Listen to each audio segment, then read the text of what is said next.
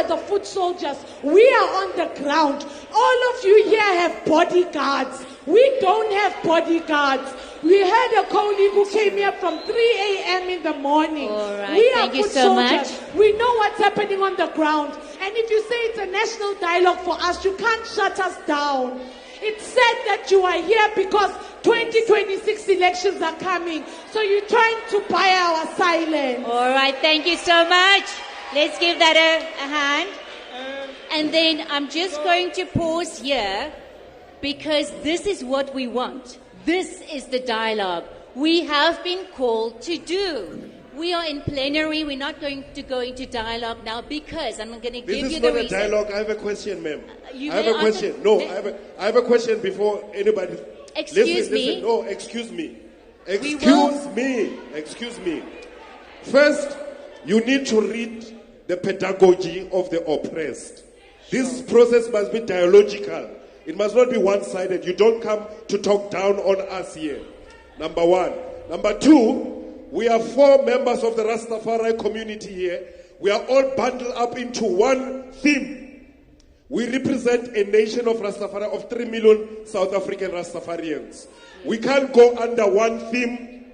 We have issues that cut across everything that needs to be dialogued here. You don't decide for us. Nothing for us without us. Simple as that. And for the last time, this is a dialogue. Spend more time listening to us than telling us what to do. Stop talking down on us.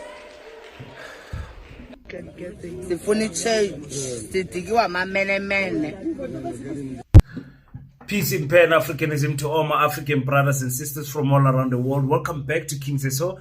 I'm your host, Kagiso Hlongwane, host is in Chiva, Sono, and we're back at it again with another one. And this time around, we're talking about the disastrous opening ceremony, a convention of the national dialogue has officially begun. It will be a few months where they will be traveling around the country, talking to people about, things that bother people. But what the ANC does not understand is that it's walking into a big disaster. Our people are not happy. And as you could hear, they are going to voice out their unhappiness on the dialogue. It's going to be chaotic. I promise you. Going forward, it's going to be chaotic. Before I forget, let me start by saying thank you so much, ladies and gentlemen, for donating to the Pan-African School of Economics, Technology and Agriculture. Thank you so much for visiting www.paseta.africa. Thank you so much for going into your banking app and making Paseta one of your beneficiaries and sending them at least a 50 Rand as your contribution, ladies and gentlemen. Donations are coming in slow, but we are getting there 50 Rand by 50 Rand buffet too. Thank you so much. We appreciate it at the Pan-African School of Economics, Technology and Agriculture. I also want to say, yesterday we won an award as King Seso. So that is something that is so... it was so humbling for me to be considered as the best podcast in the province, a trendsetter. We won this award from a big screen. You guys can't see it down here because it's so transparent and so beautiful and so shiny. So shiny. Look at this. So this is our award, and this one is from a big screen conjunction, of course, with the Department of Sport and Art and Culture sponsoring the event, everything. So Northern Cape is the name of the province. Podcast trendsetter is the award for 2025. You guys are probably seeing it backwards, but anyway, that's what it's written here. So I'm very grateful, guys. It's because of the support that we let's put this one. I'm gonna buy a table very soon, and that table I'll be able to place all my achievements. This one is the South African Hip Hop Award. Some people, this one is a little bit heavier.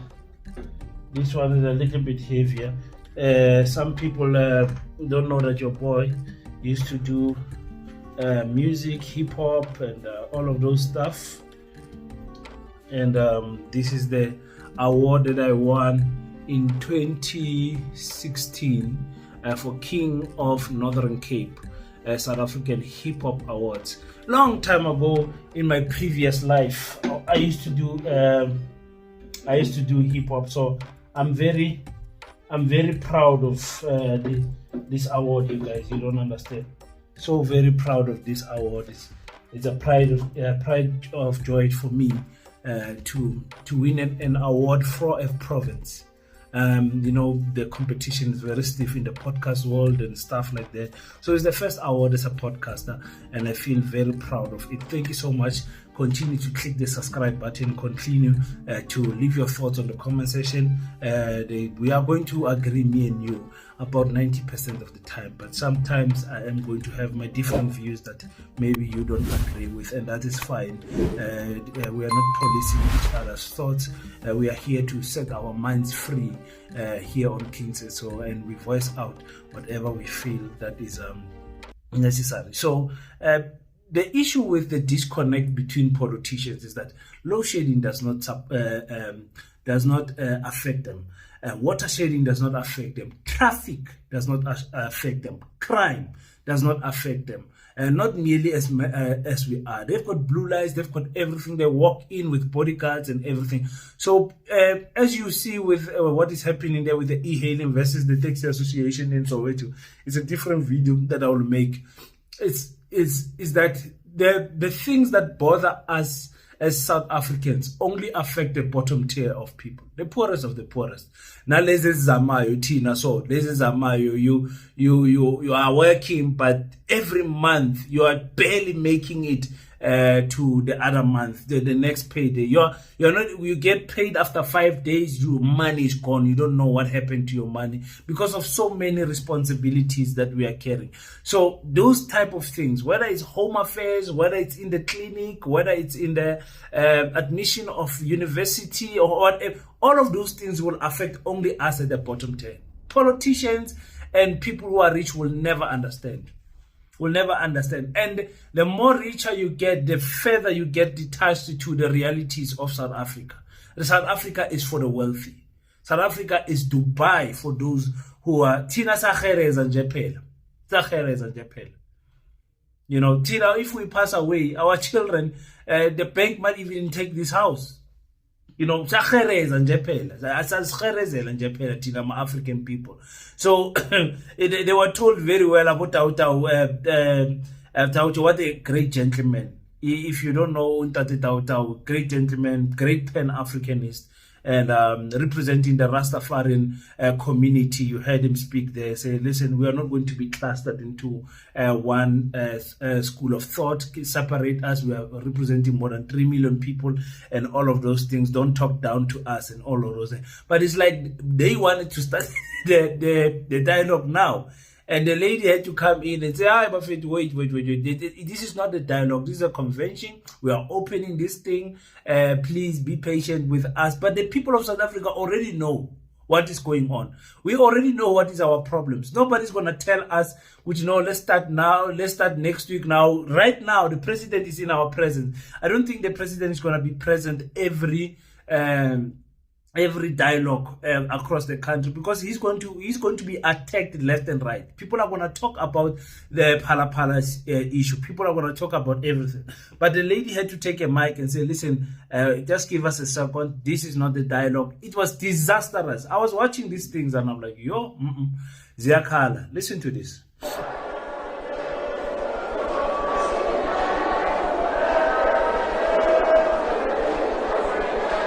We don't know what to do, where to go, what is going on. It's becoming chaotic.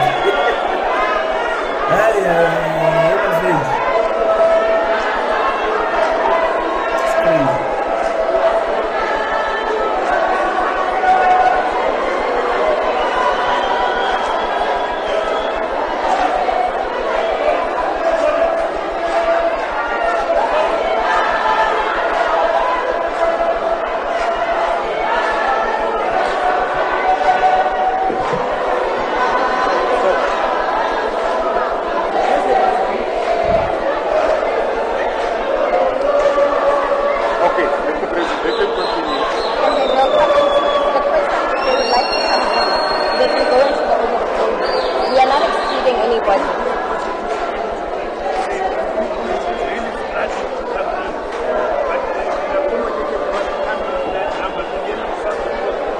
Okay.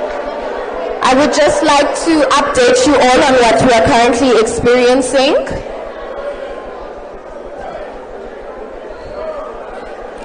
I think the first point that we need to make clear to everybody, today is a national convention. Today is the opening and the launch of the national dialogue. Today is not the national dialogue. Convention, Nyazi World Cup. The World Cup has football games happening across the country. The opening match happens in one place. We are at the opening match.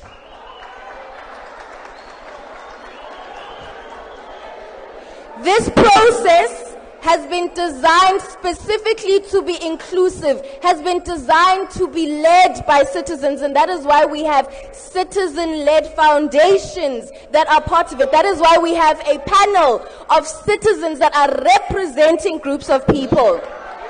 We do not intend on excluding any groups of people. However, there is only so much space in this room, and we have made accommodations for an overflow room. So those who are outside and wish to come in, can we please do so with order?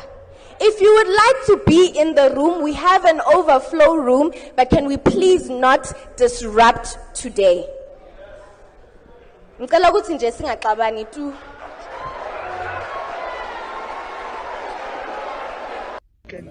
Sifuna change, sidikiwa mamenemene. Sifuna change, sidikiwa mamenemene. Abafethu thina sifuna change sidikiwe mamenemene. I love that lady so much.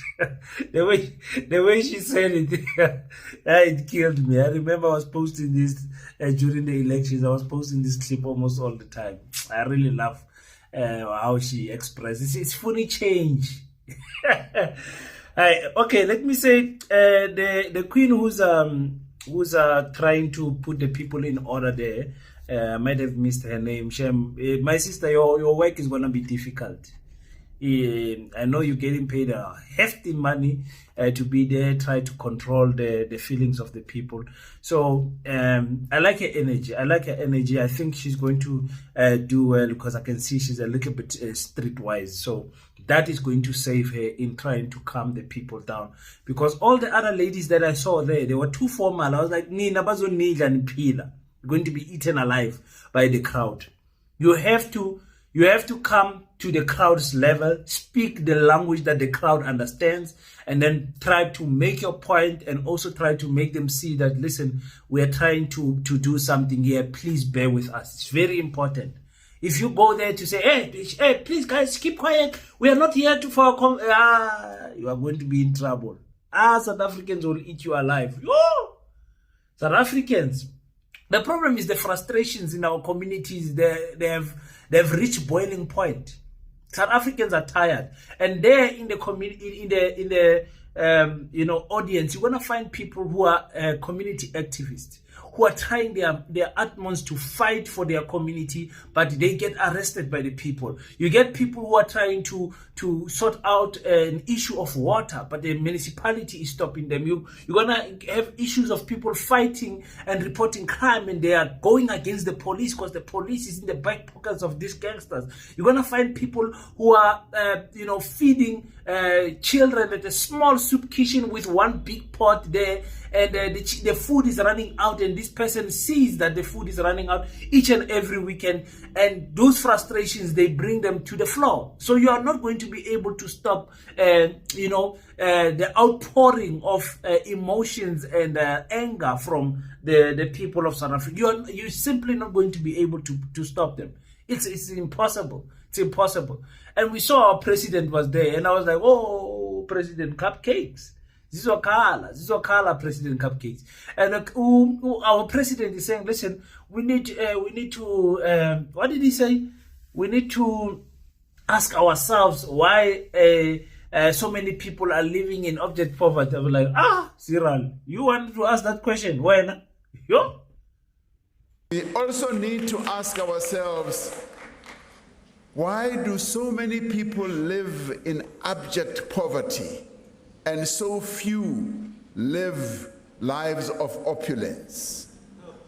Why, after decades of democracy, are the prospects of a white child so much better than those of a black child?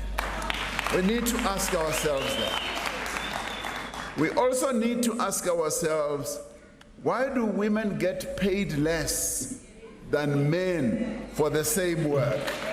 That's what we need to ask ourselves. Now, we also must go deeper and ask ourselves why, when we have a Bill of Rights in our Constitution, are the LGBTQI plus people still discriminated against?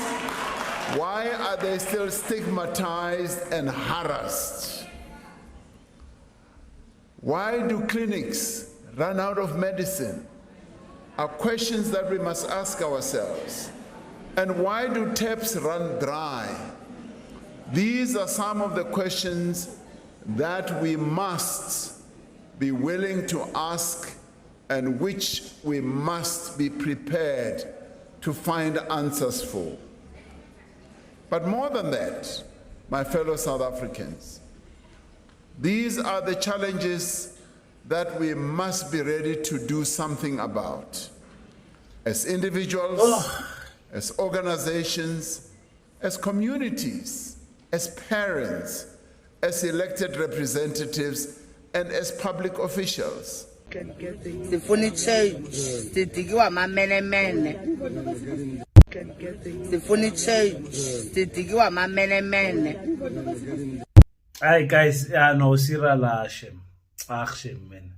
We need to ask ourselves why people are living in poverty, really? You're not embarrassed as the president of the ANC to say after 30 years, we need to ask our questions. We need to ask ourselves these questions. As the president of the ANC, you want to ask those questions. And this is why this, how much are they spending now? 500 million is a waste of money. If this is the questions that we are going to ask, questions that we clearly have answers to, it's just a waste of time. It's a waste of time. How can we be asking ourselves, why is it that women get paid less than men while doing the same job? It's because nobody's been punished for it. It's not illegal to do it. No one is being hanged publicly so that everyone can know that you should not dare do what you did to this one woman. And that should start everywhere. From cashiers to everything, where women must be taken serious as well. There he went and spoke about the LGBTQ movement. It's a major problem, according to our president, in our country. That needs to be there. Same heading, same topic, same paragraph as crime and all of these other things. I'm sure we know who's funding this nonsense. I am sure we know what's going on. Why, if the black child's life is better, the white child is better? You want us to ask that question, why the white child's life is better than the black child? You really want an honest answer to that? A pure, honest answer to that? You really want an honest answer to that question? And the ANC does not take us serious. Does not take us serious. If that's the question that we need to answer, then I don't know anymore. It's always in a distraction. They have to keep us busy with saying, listen, as podcasters, as a content creator, I will be reporting on this left and right. Even though I don't, it's not something that I will be doing passionately, but I will be following the conversation and I'll giving you content. For some of you who don't watch the whole clips and everything, or just want to see snippets of what is going on and want to hear our views, we'll come and express our views about this. But we all know that they're distracting us from something. People are eating here. 500 million rand. People are eating seriously on this national dialogue. Serious eating. Money is going to be laundered. It's time for elections. They have to get this money through the back door one way or another. And that is why you will never beat the ANC when it comes to campaigning. That's why it will be very difficult for you to win against the ANC when it comes to by-elections. Because their campaigns are always well-funded. Always. On top of that they're holding many municipalities in their power. They're holding many departments in their power. I mean, MECs and premiers and all of those. They're holding a lot of financial, resources in their hands compared to the other political parties. So this is one of those things. I saw the leader of the ZCC, Tatel Khanyane, there also. To do what, I don't know. Yeah, no, Mafeta is a color straight. And he says we must be willing to do something as individuals, as communities, as also organizations. It's difficult to do anything as individuals, as communities and whatnot. That's what we are striving for. That's what we have been resorted to. We can't trust our government anymore. But now we are going to ask people for 50 rands every day, We are going to try and make a borehole. We are going to try and we are trying so many things. It's difficult. It's difficult. We are just saying, hey, we are not going to lose. If we have lost hope in the government, let us not lose hope in ourselves. But when we do things ourselves, we find that the government is a stumbling block itself in many occasions. So that is the problem that we are having, ladies and gentlemen. Okay, day one of the convention or the national dialogue disaster has begun. So now we are going to see drama. Going forward, it's going to be dramatic. All the provinces, even provinces where the ANC is winning, like Eastern Cape and Limpopo, you're going to hear disastrous things coming from the crowd. I'm telling you. Don't say we didn't tell you. Don't say King Say So did not tell you. Thank you so much again for subscribing to King Say So. You see the awards are coming in. I'm really humbled. For me, there can't be any bigger award than being acknowledged by the province in my province. For me, there can't be any bigger award. I don't care if there's a national award or whatever, but in my province, I know that we have put Northern Cape on the map when it comes to podcasting, because Northern Cape is a silent province that many people know very little about. So for me to be here, I'm really I want to speed the fire of Northern Cape to every corner of South Africa, so people can know that there is someone there in the province of Northern Cape, and his name is King So, and he's doing a great job. So I thank you so much for the support, guys. Let me jump quickly to go and attend something. Until we meet again, don't forget to pray, but after you pray, stand up, African child, do your best so that God can do the rest. Peace in Pan-Africanism. I salute you.